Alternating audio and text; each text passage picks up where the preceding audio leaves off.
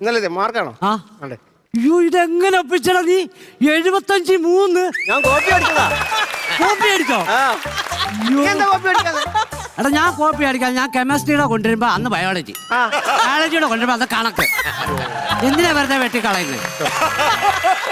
അതുകൊണ്ട് ഞാൻ കൊണ്ടുവരാത്തെ. നീ ഇത് പേപ്പർ കാണിച്ചിട്ടേ ഷൈൻ ചെയ്തോ? ഈ 3 മാർക്ക് മേടിച്ചിട്ട് ഞാൻ എന്തോ ഷൈൻ ചെയ്യാനാ?